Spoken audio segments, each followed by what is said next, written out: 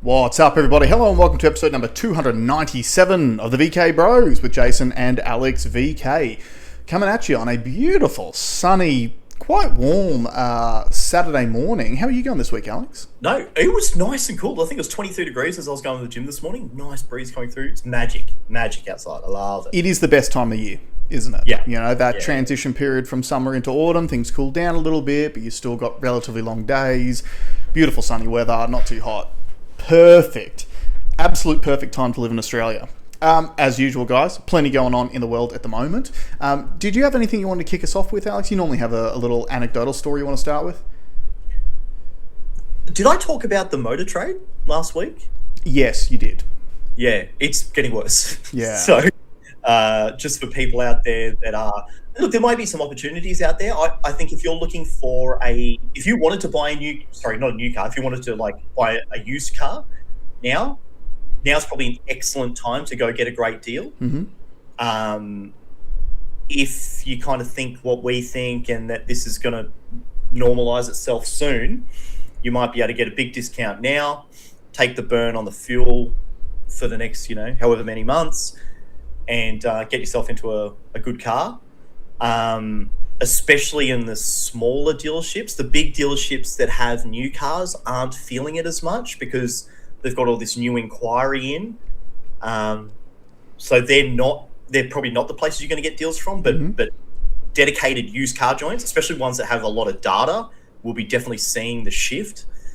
So you can go capitalize on it if you want, especially if you want to go buy diesel like Ranger or something now.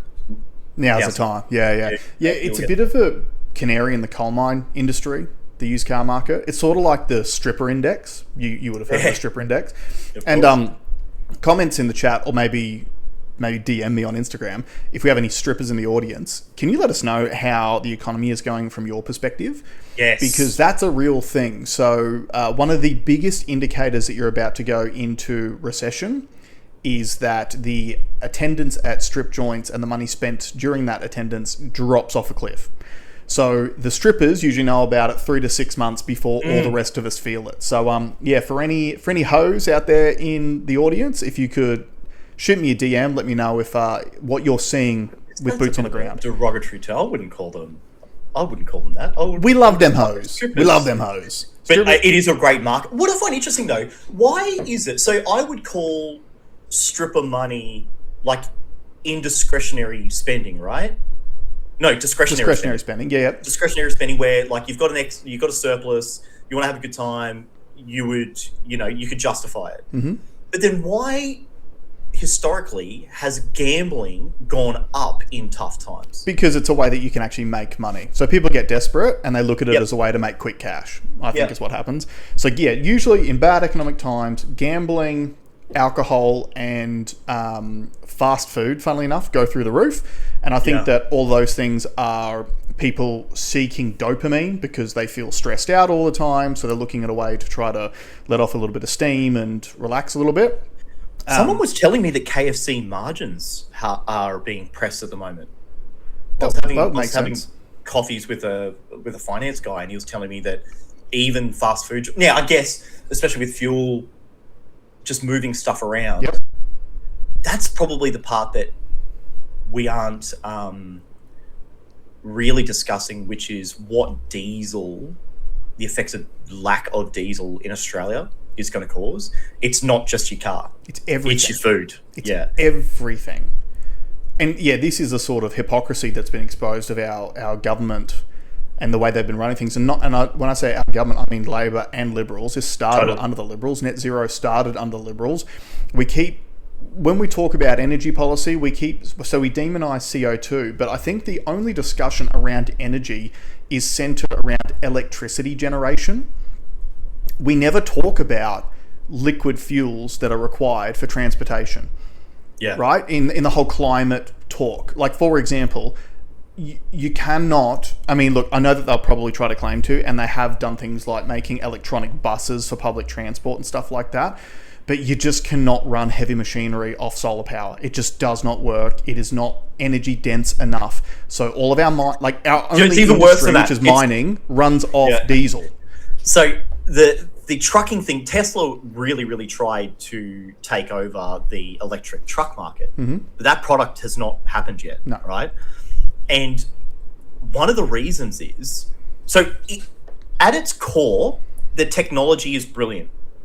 Electricity gives you huge amounts of torque, which is what you need for heavy prime movers. We would all be happy to have silent trucks going around, which you get from electricity. But the problem is the battery capacity. So you can't get enough energy density into a truck via electricity. But you can't put a battery big enough. And then by the time you do, you lose all this efficiency because it's too heavy. Yeah. So there's a company, I think it's actually in Australia, and I know there's one in America, maybe even one in Canada. No, the Canadian one's slightly different, but there's people trying to work out swappable battery packs. So you can do your trip, literally pull the whole battery pack out, replace it with a new battery pack, and then kick them straight away. Because the truck needs to be running all the time. Yep. Otherwise, you're losing money. But the numbers still don't stack up. No. And to charge them, you're not going to be able to charge them at a rate that's going to significantly replace diesel and its distribution. That's right. Right? It's a real problem that no one's talking about. So did we talk about, was it Bartlett? What's the reporter's name that went at Chris Bowen this week? Yeah, Liam Bartlett. Liam Bartlett his name? Yeah. had a crack, and really, look, do I think there was a little bit of show poniness to it? Yep, for sure, a bit of theatre. But he basically put it on him, and he seemed really frustrated. He's like, when are you going to make the decision that net zero and this obsession with green energy has failed? Yeah. And he just avoided the question.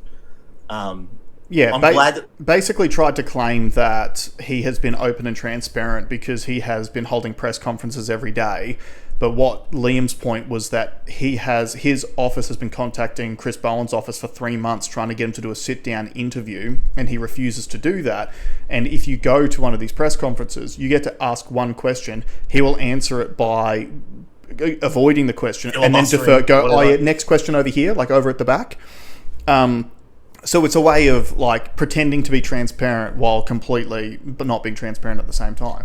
And like you said, what's not spoken? So I think when people think about energy, we think about our house. Mm-hmm. We think about our power bill, right? Because it's something that everyone sees. But we don't think about the energy that's used to get the things where they need to be. Yeah. Right? So in many ways, solar is great for your home. You can mitigate the amount of energy that you consume. Although, if you were really pragmatic, you would factor in the cost of your solar and its upkeep. And I don't think the numbers stack up. If they do, it's line ball. So you could make the argument that financially, you could not put solar in, pay more for energy, but because you've saved the money on pulling your solar panels up, you end at the same result. Yeah. So are you doing it because you want to be green? Then there's the argument on whether the build and implementation of solar panels is green at all. We're not 100% sure. It could be argued, I guess, either way. You also need to look at the numbers on, and I don't remember the exact numbers off the top of my head. You'd be able to look them up and find them. But I saw something the other day about, I think from 2030 on, the amount of solar panel waste that Australia will be putting in landfill every year ongoing is just monumental. It's so they got rid of plastic straws because of the waste, but they're not. But then they've replaced it with far worse things in the forms of, and solar panels don't last forever. No. Right. So, but someone like a Chris Bowen or a Simon Holmes Court can easily fall on this one figure, which is true, and the figure is the generation number, the cost of generation from solar is the cheapest. Yeah. Right? We can all agree on that. But that's not the whole cost. So that's the thing. But the thing is, it's like an introductory offer. It's like a credit card where they say, first 6 months interest free. It's the cheapest credit you'll ever get for 6 months. then when the actual costs kick in after, that's when the equalization happens, and that's the whole cost of the energy is what you should be assessing on whether it's an economically good thing or not. Yeah, but like the problem is they basically say sunlight and wind is free, therefore that's why the generation is really cheap. But they don't apply the same to oil. Oil's in the ground. We don't make the oil. It's already there. You just have to extract it, refine it, etc. And the extracting and refining costs are similar to the infrastructure costs that are associated with solar.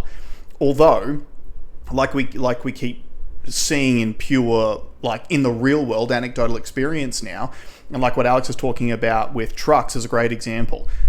The energy density and ease of use of diesel as opposed to solar for when it comes to powering things like trucking, heavy machinery, and shipping is monumentally more efficient than solar for those things, which means we're always going to need both. So the point that, and here's the thing too, this is where I know, like, you know how you always look for like that, we call them like the jigsaw pieces. Like you look for the jigsaw pieces to what's the piece that makes the picture actually make sense and be clear.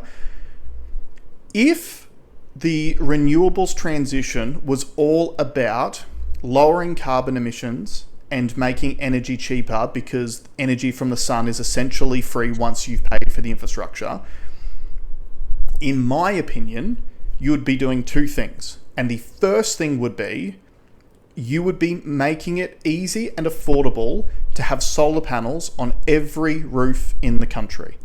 Every existing residential property, every business. That is what you would do. If it was about lowering emissions and creating cheap energy for the people. But all the renewables transition is centered around government funding for privately owned renewable farms, solar farms, wind farms, giant infrastructure projects. So think about it this way. I think Queensland's got one of the highest ratios of rooftop solar in the country. If you were the government and instead of spending all of the money on renewable subsidies, transition lines that have to go, like we're talking thousands of kilometers of transition lines to get from solar farms to where the power actually needs to go to. If you took all that money and you just spent that money on putting solar panels on every single roof, you would literally be running essentially the entire country during the day just off rooftop solar. I have to push back. Okay. So I'm a bit of a nerd in this space. So first of all, the big problem which people don't factor in on the rooftop solar thing is the danger associated with installing them. Okay, don't forget when we did pink bats under Kevin Rudd, there was an instance. For those who don't know, they wanted to reduce the amount of power that people were using, so they thought let's just pay. Let's make the government pay for everyone who had a house to get pink insulation in their house. People died. Yeah, because cowboys set up to take the government money. Yeah. Now, that was in the roof. It's more dangerous to be on a roof. So there is, the argument against nuclear is the danger, even though there is no deaths from nuclear for 100 years. Okay, 80 years, whatever. Okay. I wouldn't be doing like a mandated rooftop solar, even though it sounds nice, okay, because of the danger. Next thing, having all that energy at those times will damage the infrastructure. We can't handle it, right? The way that a power grid is worked out, where traditionally we had a power generation thing, line straight out of there, whatever the demand was, would burn coal or gas. Yeah, you can up or down regulate it as needed. Yeah. Yep. You're not in control of solar. So when solar ramps up, the energy has to go somewhere. Yeah. It can't go nowhere. Yeah, but that's no different between rooftop and a solar farm. It's the same thing. Sure. So forget solar farms. Solar farm, I'm with you. Solar farms. Yeah. Should So be, I know what you're saying, but like it's to me, it's those dangers and stuff are the same either way. But so what? What I think is the smarter alternative is let the free market decide. Mm-hmm. Okay, so don't give any government. I wouldn't be subsidizing anything. Yep. Okay, if I was the government, if you want rooftop solar because you want it for your own security, if you want to put batteries in, go for it. Okay, but I'm not going to give you any money for it because there's all these elements of like, we hate rich people. Or the poor hate the rich. Yeah, but this is middle and upper class subsidies, welfare. Yeah, if you can afford to spend 12 grand on reducing your power bill by $100 a month, okay, you're a rich person. The infrastructure associated with the distribution of power is already in place. Okay, there's nowhere that doesn't have grid access, except for these solar farms. And wind farms. Forget the solar farms for a moment. In the ideal scenario, in my scenario, when I'm Xerxes, the God King of Australia, there is no solar farm. Unless you want to put one on. You put one on, you build the infrastructure, you do what you want with it. But what would be smart is firing up the old coal ones, actually spending the money on it. And when they say, there's no investment in it, blah, blah, blah, blah, blah. When I'm saying the free market's going to decide what the cheapest, where the margin is, is it more lucrative for me to sell coal? Is it more lucrative for me to sell gas? Is it more lucrative for me to sell solar? The market will actually tell you which one it is. What it won't be, and then if you wanted to retrofit, if you really wanted to upgrade, you would turn your existing coal ones that are sort of disappearing and you'd replace those with a nuclear thing because the infrastructure is already there. So yes, nuclear is expensive to build, but what is also expensive to build is this solar infrastructure and wind infrastructure plus all the transmission lines. So it's one or the other. You sort of like, I'm on the same page with you with all that. It's a different conversation though. All my point is this. This was never about doing the right thing about energy security and cheap energy. Sure. It was all about diverting public funds into private hands. That's what my point was, right? That. Yep. It could be argued geopolitically. It could be argued, and they don't talk about this, but you could easily see, is it trying to remove some influence from the Middle East or Russia because they have an abundance of oil? We're buying our oil from them. Is there like hey, I want to be less dependent on them? And become more dependent on China. If you want to remove their influence, you mine and refine your own oil reserves. Because if you're putting more oil reserves into the market, that'll lower the price. You'll get cheap energy in Australia, and it cheapens the price per barrel from the Middle East. If you really wanted to undermine their influence, you would just flood the market with your product too.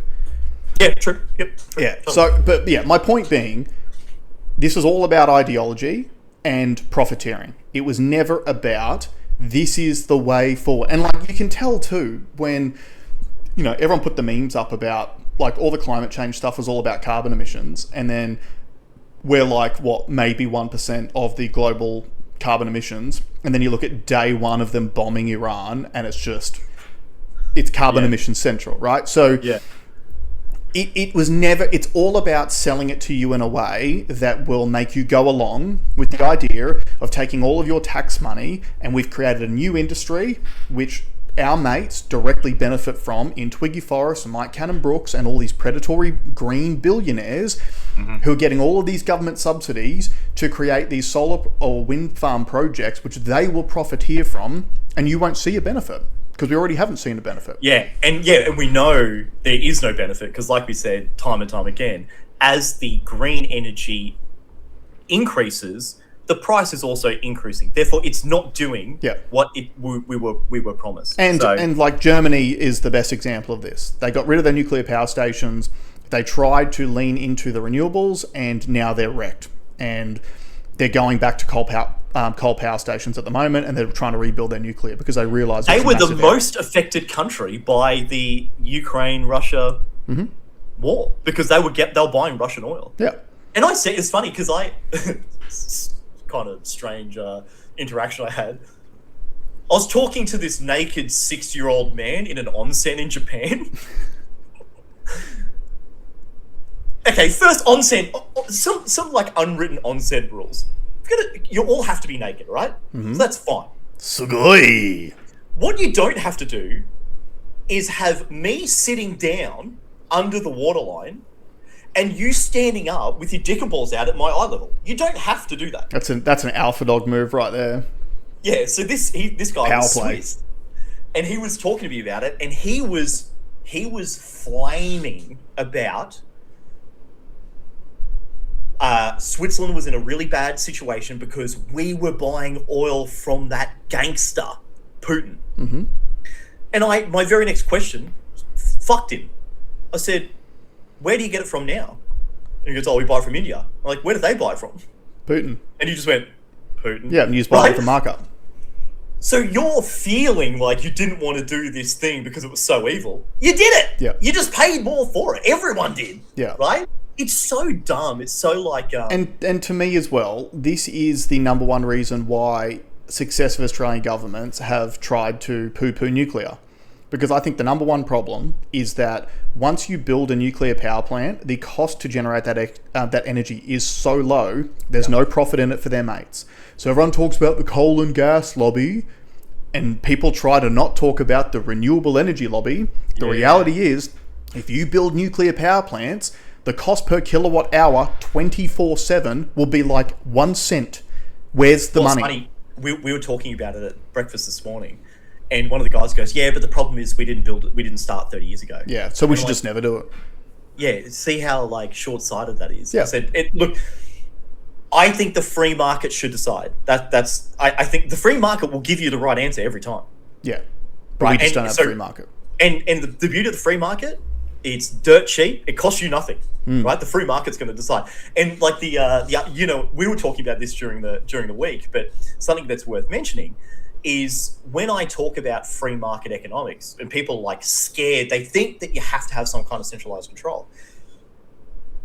The best argument for it is NBN, the National Broadband Network, versus Starlink. Yeah. So NBN, national program, cost us $80 billion.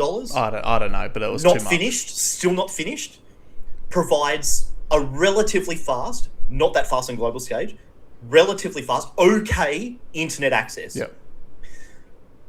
Elon Musk creates Starlink for Australia, for the world, but let's say just use Australia as the thing. We literally woke up one day with high-speed internet that only costs the taxpayer your service charge. Yeah. Like, so if you don't sign up to it, it costs you $0. Yep. But NBN has cost you because you paid it in tax money, right? Yep. You could have just waited for an entrepreneur to figure out the best way to do the internet, and you just get to reap the benefits of it. So Starlink is $120 a month, NBN's $120 a month, plus whatever the $80 billion in tax to build the thing. Yeah. Right? And now we've got to dig up holes when the fucking cable snaps. So there is a perfect example of where human ingenuity comes into the frame and solves all our problems. All you have to do is get out of their way. So the one policy I'll do tomorrow, Xerxes, God King of Australia, is remove the legals around nuclear. So just say it's now legal. If you want to do it, right? Take all the subsidies away remove from all energy. subsidies. Yeah. Yep. And let the market decide where we're going to move forward from. Yeah. And the funny thing too is, like we always say about how there's no investment in nuclear because it's illegal. How much investment in wide-scale solar infrastructure was there before the renewables transition started from the government? They started offering subsidy money. Yeah. Zero. Yeah. All right, let's move on, because I want to talk about Ben Roberts-Smith. No, can I talk about my lighter topic first, please? It's only short. Okay, sure. Bitcoin, baby. Bitcoin's just had its like a very significant use case happen. People may or may not like this, but Iran has decided that they don't want to use US dollars to charge the ships to use the Strait of Hormuz, which is kind of fair enough. If your enemy is forcing you to use their currency and they're like bombing you, you might go, yeah, I don't like that. I don't want to put money into their economy they use to create the bombs that they're dropping on us. Yeah. So it's just a control measure. Same argument as not buying oil from Russia. 100%. Their solution is Bitcoin. Mm-hmm. Now, the reason why it's Bitcoin, now they have not said this, but it's extremely obvious.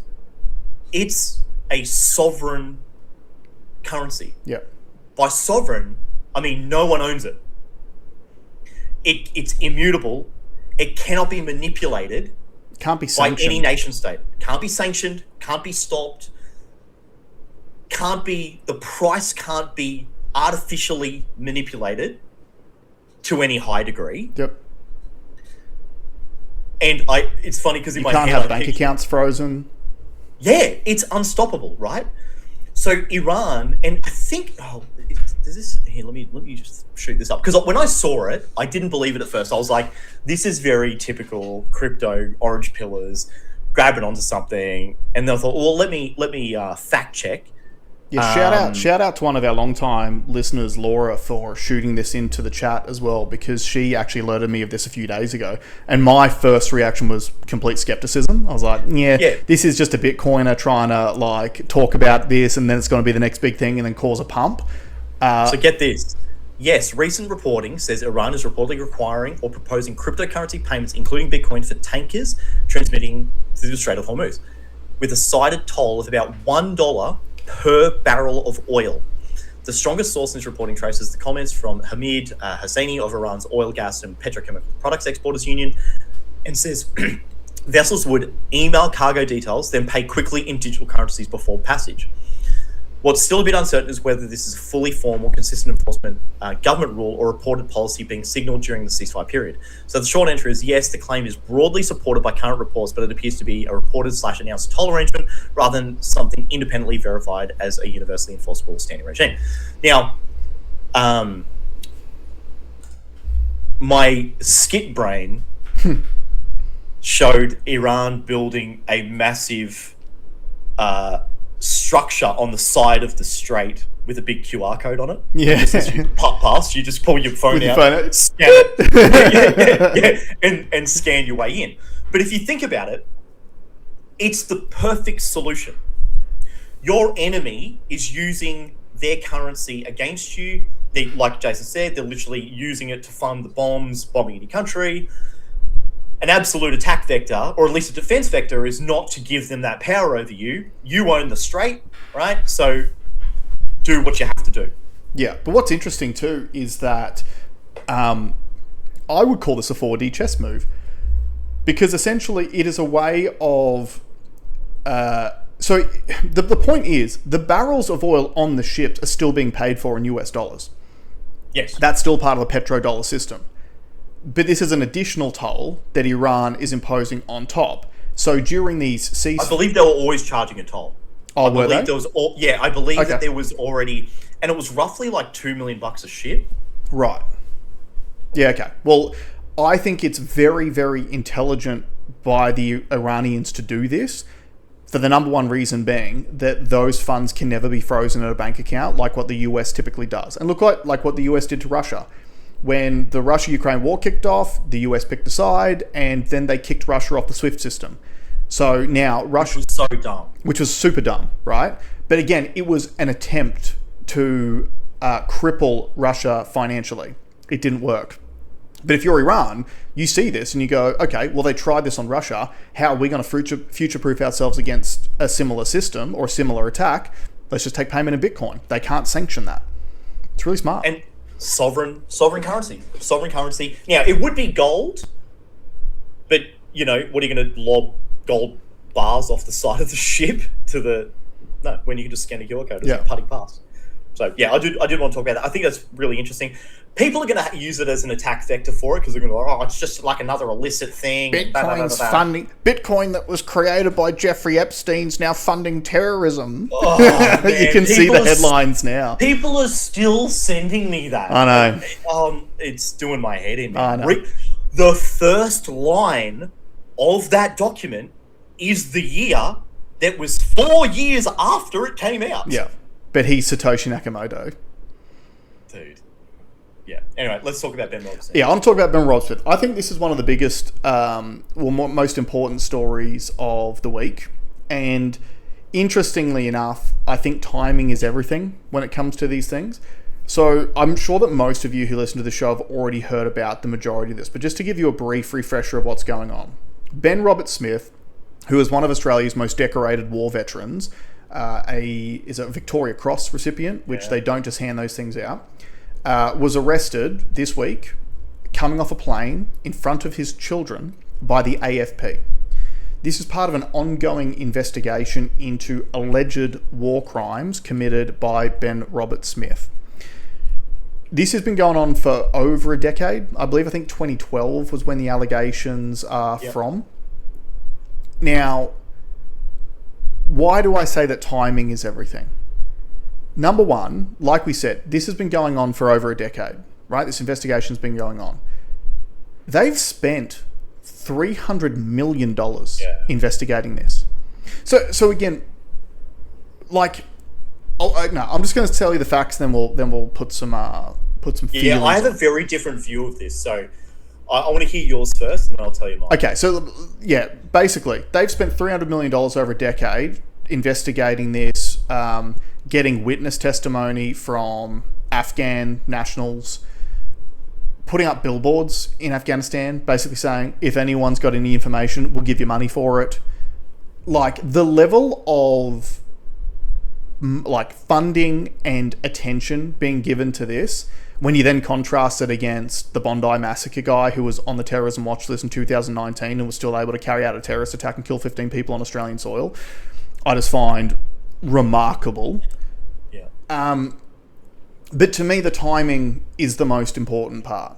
Because what has come out in the days since his arrest is the fact that Ben Robert-Smith, he knew that this investigation was going on for a long time, because it actually dates back to, I believe it was Channel 9 that originally came out with the story years ago accusing him of these war crimes. He then, Ben Robert-Smith then took Channel 9 to court for defamation. And the key point is, when that went to court, that was a civil trial, not a criminal trial. So the burden of proof and the standard is much lower. So in a civil trial, it is the balance of probability. So the judge ruled that they ruled against Ben Robert-Smith because the judge said, on a balance of probabilities, it is likely that Ben Robert-Smith committed these things that Channel 9 said that they did. Yep. In a criminal trial, the bar is far higher. It's beyond reasonable doubt. Right. So the fact this is going to fall over in court.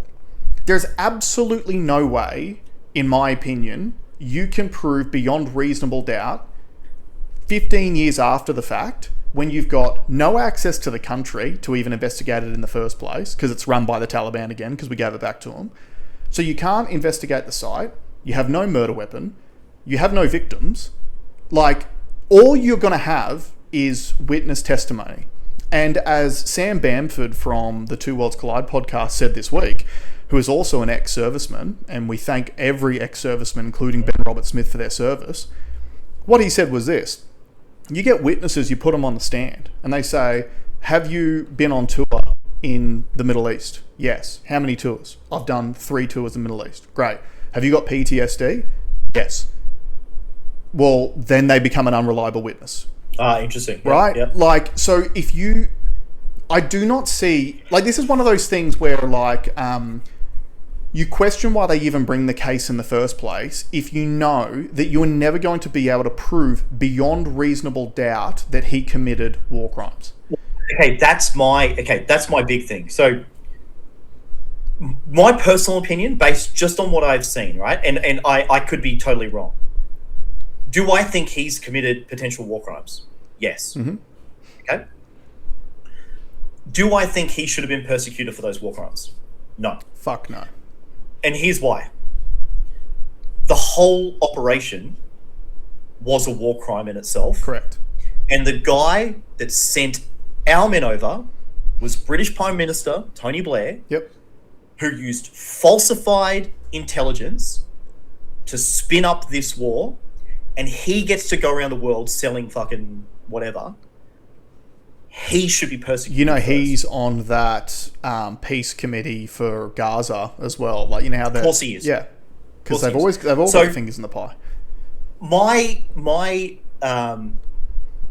feelings are, you can't pin the guy on the ground that you've sent to do a job, and he may have done it incorrectly, when he shouldn't have been there in the first place. Yeah. So, or you can, if the guys at the top that sent him over there got done too. Yeah, and they. So are you all in? Do you want real justice, or like you said, why are we doing this? Yeah. I think I have a reason.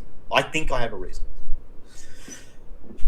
forgotten the guy's name. There's a guy doing the rounds in England. He was the advisor. He was a political advisor for a bunch of UK prime ministers. Right. And he's kind of got the shits with it now. And he's doing the podcast tour. And he's telling everyone the dirty secrets. Okay.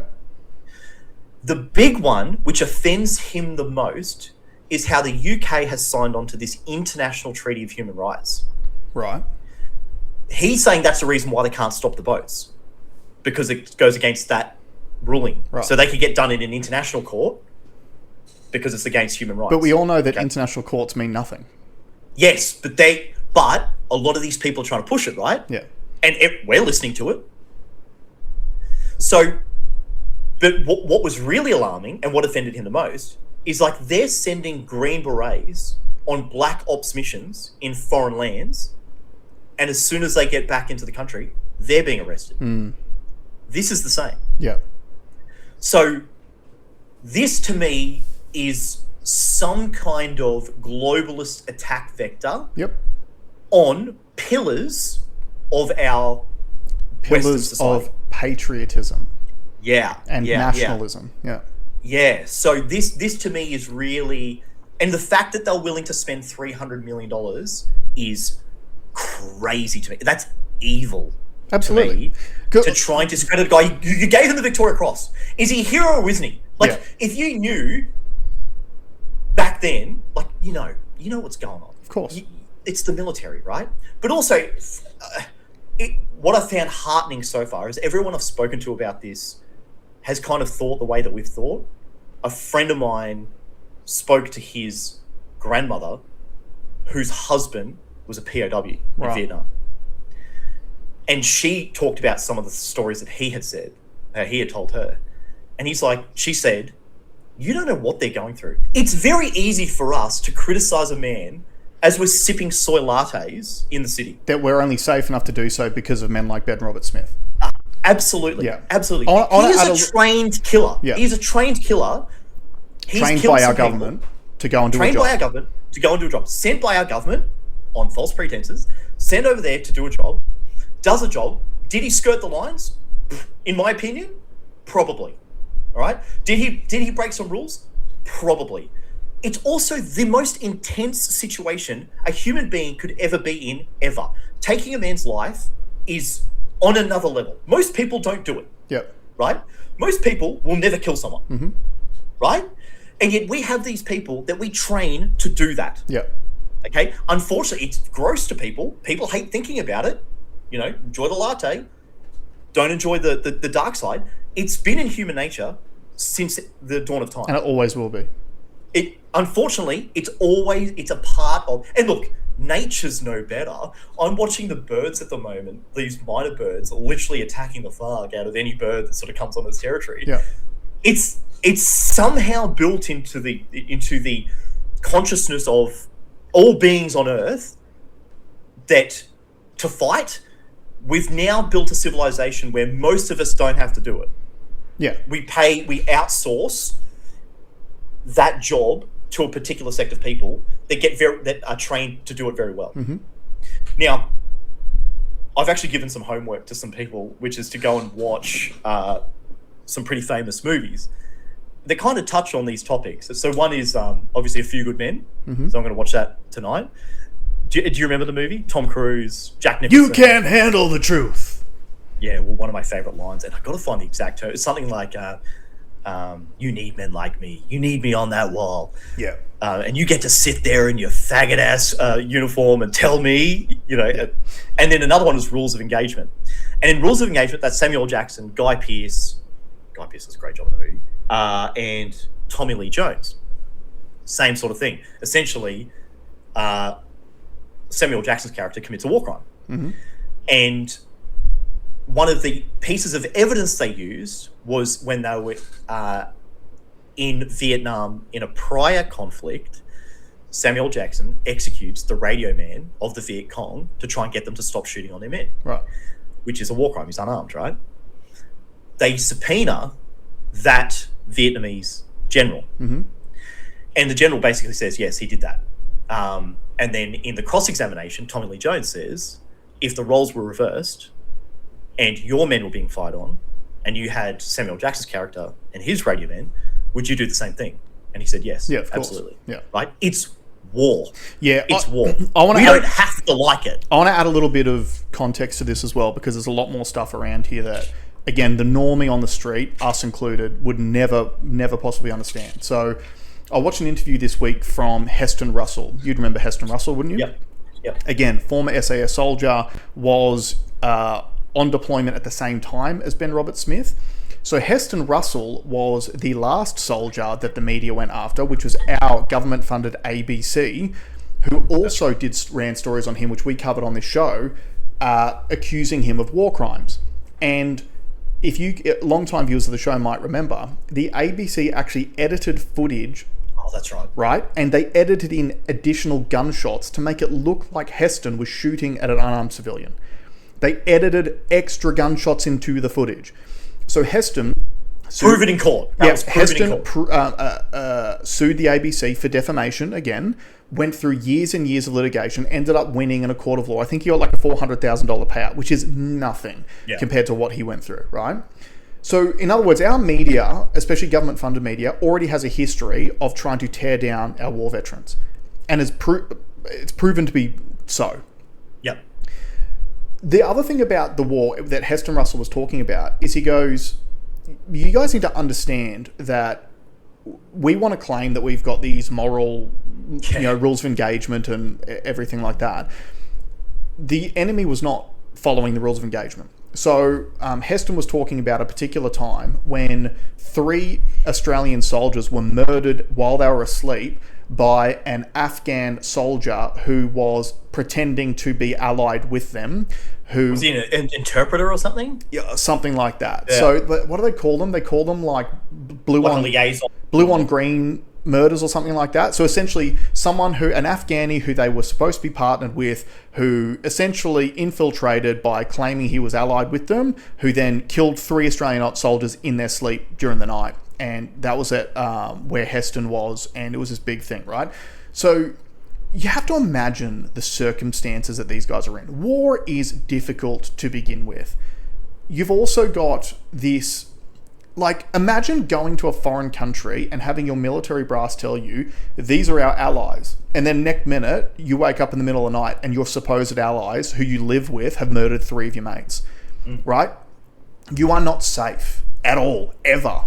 You've also got these missions that they're going on where, Afghanis were embedding themselves with women, with children. Everyone talks about human shields. It's a war tactic. Yeah. And again, it makes sense. It's the same as the, they know that we're morally superior. Yeah. So that's what Iran's doing it right now. Yeah. They've told their people to go stand around critical infrastructure, women and children to stand around it, so because they know that morally we are more reluctant to attack innocent civilians. They know that the US taxpayer will lose interest in a war if it's costing the lives of innocent women and children. So they will sacrifice those innocent women and children for their own gains. Again, it's not nice, but it's war. War is war. And the reality is, they never should have been there in the first place. Yeah, that's my whole point. So here's the other interesting wrinkle to this, Alex. That's the ultimate morality. Yeah. Is that we shouldn't have been there. Absolutely. The war crime was the war itself. Yeah. And the people who called for and ordered the war itself should be the ones in prison. But they're all mega rich. They're richer than they've ever been before. Yep. They're going around. They're creating more conflicts. Their business is wars that the people on the ground have to fight the wars. Yep. And they're going to get persecuted for doing the wars. And this is the military-industrial complex at play that we talk about every single year on this show, right? Whenever the stock price starts going down, all of a sudden there's another conflict that kicks off in another part of the world. Unfortunately, it will continue to happen. Don't pretend it won't. You have to Most amount of head offices for the military-industrial complex are in Washington. Yeah. Yep. Absolutely. And the thing is, again, another wrinkle to this, the top military brass who were in control from Australia of all these operations, they were all awarded these prestigious medals for military leadership. But then, when it comes to potential war crimes committed underneath them, they wipe their hands. They go, they were acting outside of our orders. We've got no culpability. So again, how can you be rewarded for tremendous leadership if you've got no accountability for when things go wrong? Yeah. So again, it stinks, man. It stinks. The whole thing stinks, right? The whole thing fucking stinks.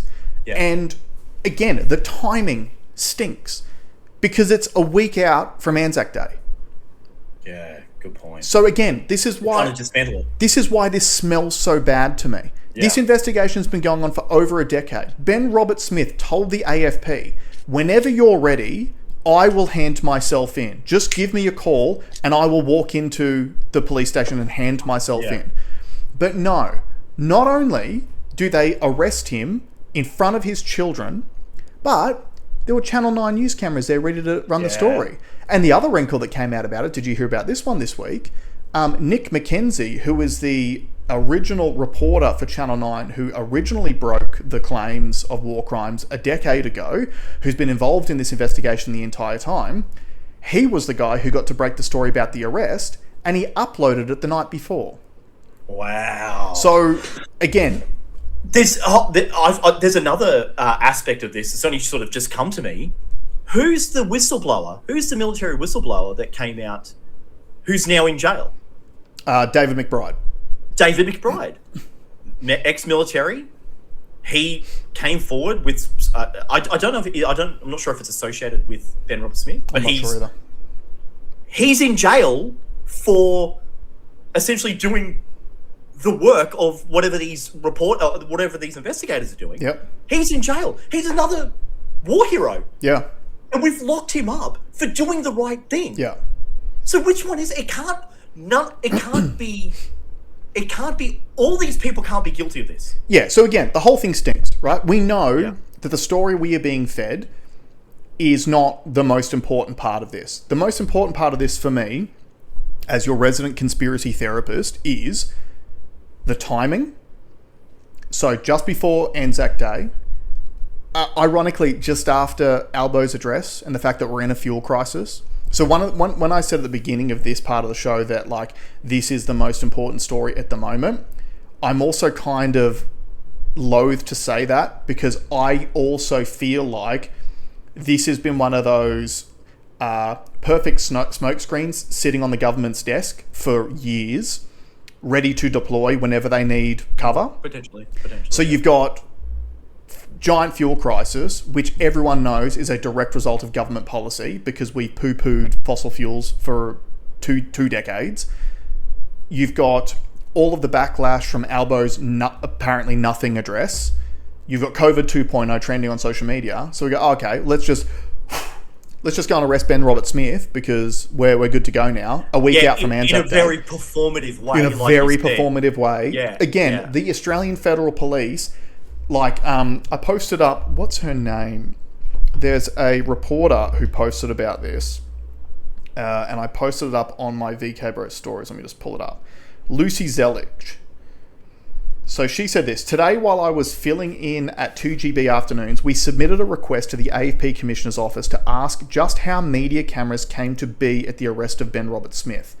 This was their response, which came from an AFP spokesperson. In quotes, this matter, a joint operation between the AFP and OSI, is before the court." So AFP, Australian Federal Police, OSI, Office of Special Investigations. "The AFP vehemently rejects any suggestion it was a media strategy to give any reporter prior knowledge of the arrest or charge. Questions about how media organisations operate are not for the AFP. No further comments will be made. And then she follows it up by saying this. Only, this isn't about how media organisations operate. I am a journalist. I know how this works. We don't just randomly turn up to a location unless we receive a tip-off. In the case of Ben Roberts-Smith's arrest, someone leaked that information ahead of time, and I want to know who. So, the timing, the performative nature of his arrest, the fact that it is a week out from Anzac Day, there is more to this story than what we are being shown at face value. Yeah. And look, a lot of it makes me wonder, right? Is this part of because again, what's one of the inevitable downstream consequences of this action? No one's going to want to join the military. Yeah. No one is going to want to join the military. So, is that what they want? Are we moving into the age of drone warfare where you don't need soldiers anymore? So do we want to just use this as a natural drop-off point, and then the government's got the justification to go, well, we can't recruit anyone anymore because everyone hates the military, so we're just going to go with drones? I don't think that's the case, because when I was leaving the airport last, there was a huge billboard, extremely expensive billboard that's and I'm also getting fed some stuff on social media. They're definitely trying to recruit hard. I think you're half right, but I think it's external influences trying to disassemble our military to make us weaker. But do you think it's external? I think it's internal. Yeah. No, I think the people pulling the strings, and it could be this is just me thinking out loud. It would be a great China is really smart, right? They don't invade other countries. Yeah. They never use their military for anything, but they have great trade power. So they devalue their currency to the point where their labor is so cheap that they own all the trade. Yep. Or the consumption. Sorry, the supply to consumption. They are very smart in converting their essentially fake dollars, fake yuan over there, and turning into hard assets here in Australia. They have bought a lot of our critical infrastructure, farmland, shipping ports, okay? They are, by stealth, infiltrating our country, okay? So wouldn't it be an excellent operation to run to help dismantle the military from the inside?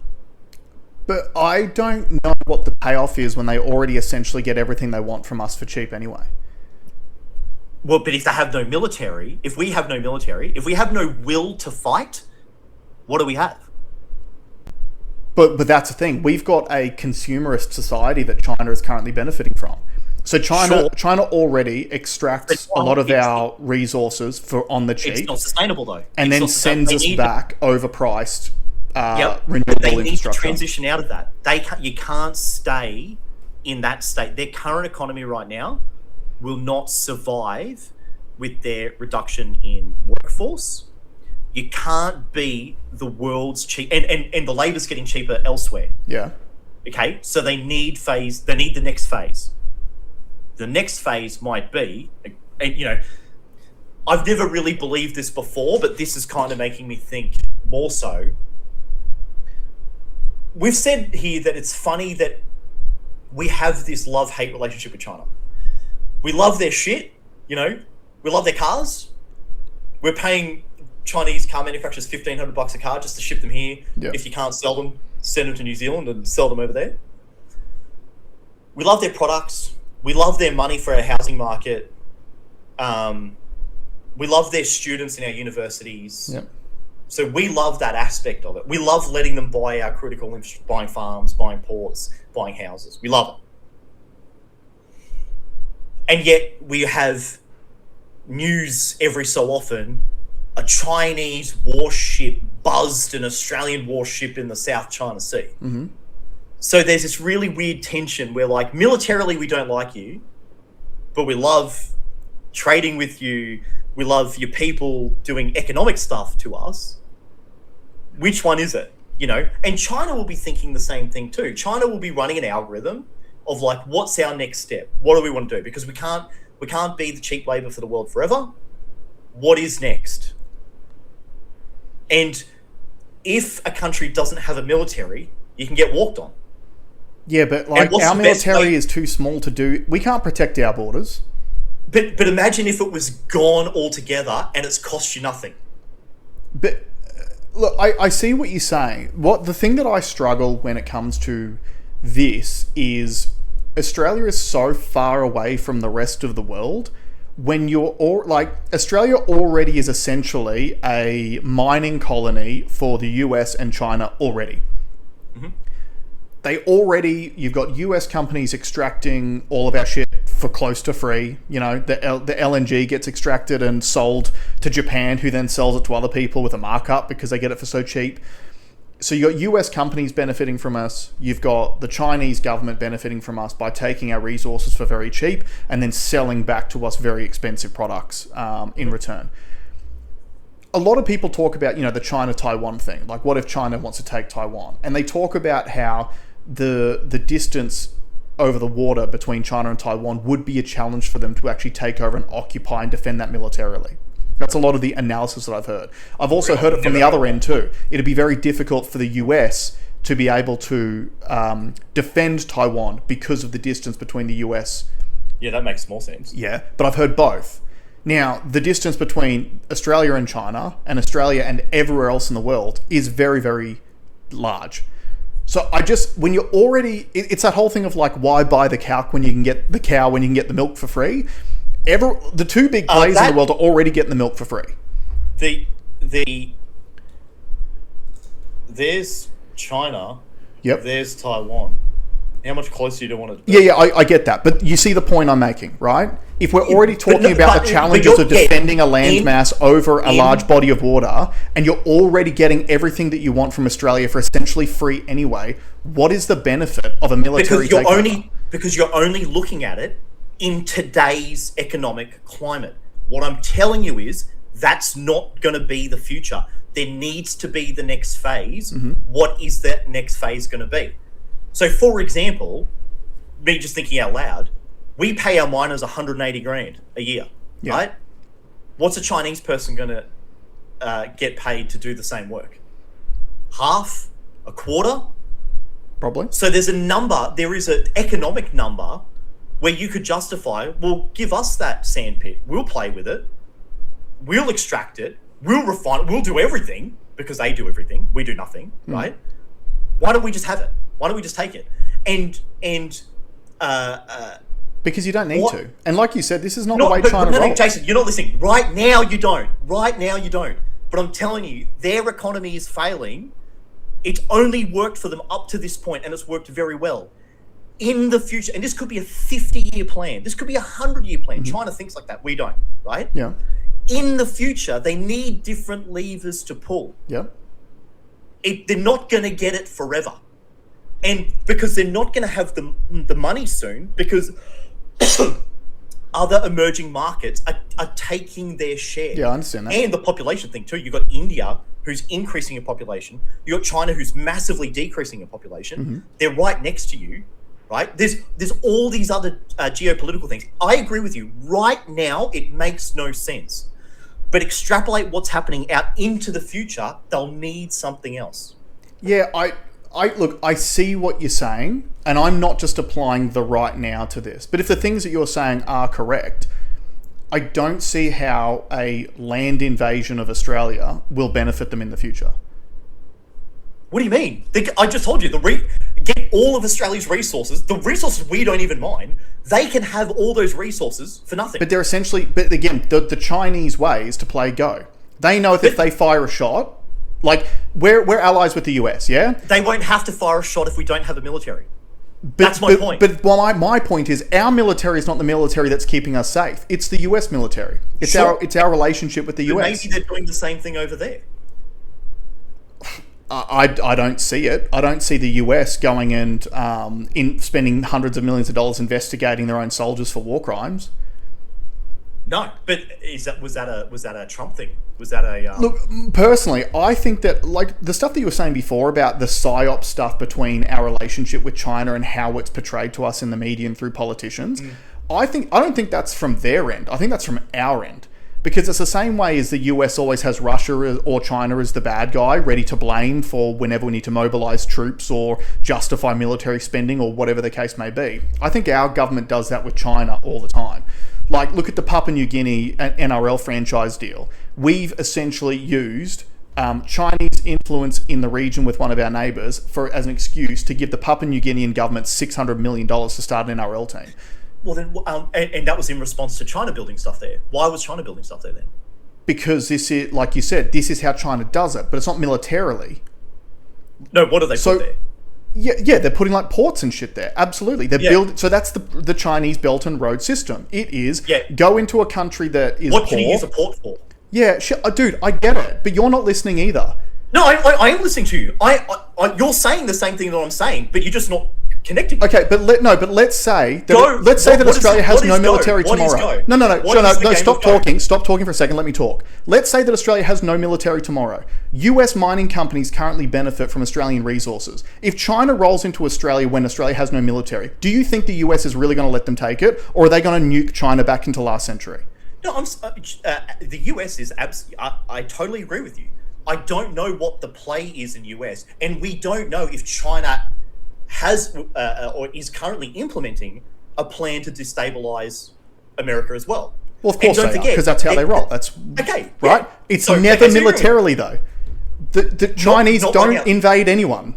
They haven't, not to say that they can't. I'm not saying that they can't. So what you mentioned, Go, they are Go players. Yeah. What is the point of Go? The point of Go is to take hold of as much territory around the board as you can. Sure. What is a great technique for you if you want to take more land? What is the biggest impediment to getting that land? Yeah, a military. But like I'm saying, our military can't protect us from China. It hasn't been able to ever in its history. Our landmass is too big, our military is too small. The military that is protecting Australia is the United States of America. And that won't change whether Australia has a military or not. No, but you're thinking today. We don't know what, like, everyone's talking about the fall of the US empire. If that falls, then what happens? Yeah, I know that people are talking about it, but also Donald Trump is literally, all the decisions Trump has made over the last 12 months is actually rebuilding the American empire. I agree, and I think he is the anomaly out of all this. Is probably outside of China's planning. Like, how much influence did China have on US elections? Obviously, they didn't want Trump in, right? Yeah. So was this something that just didn't go their way? And like I said, they're so forward thinking. They've got a plan for the next 50 to 100 years. Mm-hmm. So yes, right now, America is our daddy and they would protect us, and China would never ever try. Yet they are building the infrastructure and they are building it around us, and they are built, do you know what I mean? Like Papua New Guinea is close to us. There was a joke when I did cadets. There was a joke about we had to name memorize where all the RAF bases were. And there's a RAF base in the very far north Queensland. And the joke was, it was manned by a man and a dog. And we knew as 14, 15-year-olds that someone from Papua New Guinea could get to that base before an Australian could. Right. Because it's so vulnerable, right? Mm-hmm. They were building infrastructure there. Yeah, and think about too, like the port. What is the use of a port in PNG? It creates friends. But what, like, for what purpose? Yeah, to get resources out for cheap. That's what they want. Does PNG have a lot of resources? I don't even know. Well, I'm sure that they would have some resources. But again, I think it's really arrogant to think that any of these countries are actually thinking about Australia at all. I don't think they even think about us. And like, look, at the end of the day, like you said, China... Richly endowed with natural resources, extractive industries dominate the economy. Gold, copper, nickel, cobalt, most significant mineral exports. The major operations at mines, Lihir, oil, liquefied natural gas, also critical exports. beyond minerals, they have lots of agriculture. So China's got a big population. You probably want to feed them. Yep. Marine resources, the exclusive economic zone contains a large portion of the world's major tuna stocks, contributing significantly to global fishery catches. Despite these abundant resources, extractive resourcing makes up 86% of all exports, allowing the country to generally run account surpluses. However, the exploitation is often hampered by rugged terrain and high infrastructure costs, while 80% of the population relies primarily on subsistence agriculture. It's kind of like what we're doing. Yeah, well, that's exactly the same thing over here, right? But like, here's the thing. China and the USA both want to run the world, right? They do it in very different ways. US does it with the threat of violence because through their military. China is doing it with this Belt and Road Initiative, and it's essentially the same way that the US tries to control things with the International Monetary Fund. You go to a poor country like Australia, you say, hey, we'll build this infrastructure for you that you need, this critical infrastructure. We'll even send our workers over to do the building for you. Like, we'll help you out, right? And then all you have to do in return is give us access to that port or to these resources or to whatever. My point is, and like, when it comes down to like cost and stuff like that, you're talking about like the Chinese economy having issues. The number one trump card of the Chinese economy is the fact that they just get to print money and no one knows. So it doesn't matter what the cost is of extracting resources from a different country because they just print it. They pretend they don't. They send the money over. It costs them nothing. Let me ask you a different question then. So so we agree that there seems to be the attempt of destabilizing the Australian military. There is always an attempt to destabilize the military and the populace of every single country in the world by multiple foreign players at all times. Okay, so what if it's not? I don't think China's behind the Ben Roberts-Smith story. Put it that way. Then who is? I think that this is a globalist push. I think this is a massive attack on nationalism. I think that. But who's the big pusher of that? That's China. No, it's not. It's Europe. Just the European Union. No, they're just falling for it worse than anyone else. They push it. It's the fall to communism. The globalist agenda is a communist agenda. Yeah, well, I mean, China's the big communist. They're all in bed with each other, aren't they? Like, look at what the EU did as soon as Trump tried to put tariffs on. They threatened to run to China immediately. Like, but I think that's more data. That's the go strategy. That's the mind infiltration. Yeah, but my point is, that strategy, if successful, never results with military occupation of Australia by China. It just results in us working every single day as worker bees in a communist country and giving all of our wealth to them.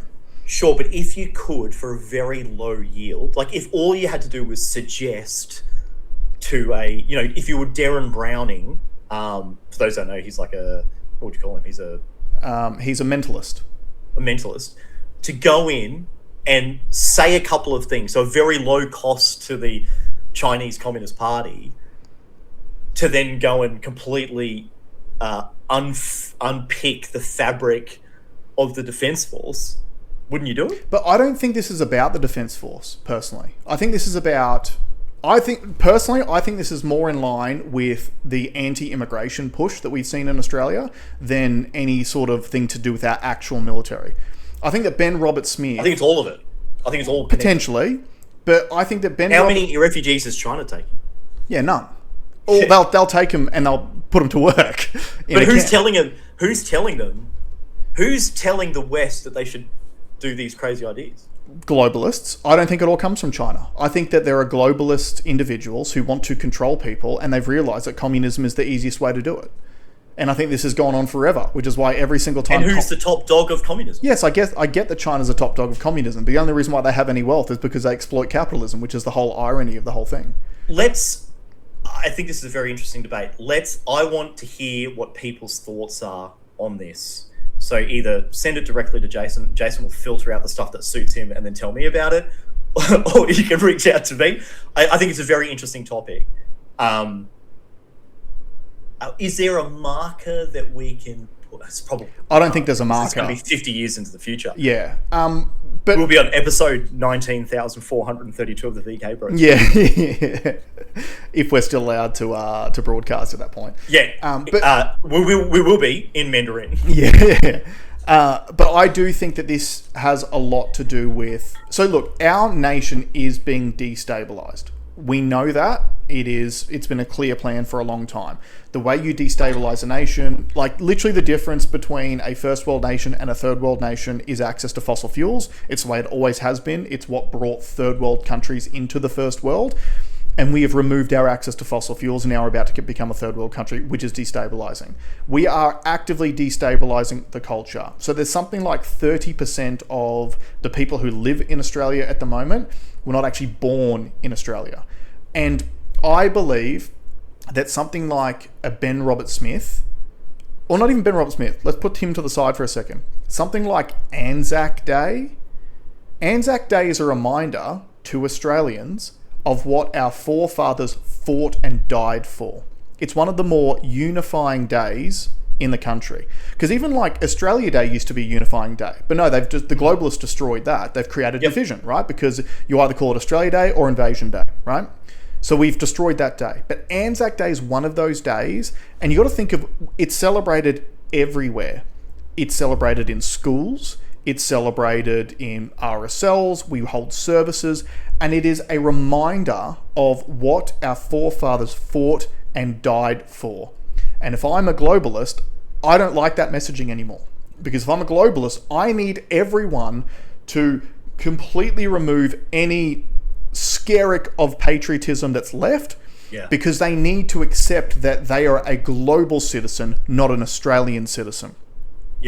And I believe that Anzac Day is one of these last bastions of patriotism, reminding the people that you can fight and die for your country because it's what you believe in.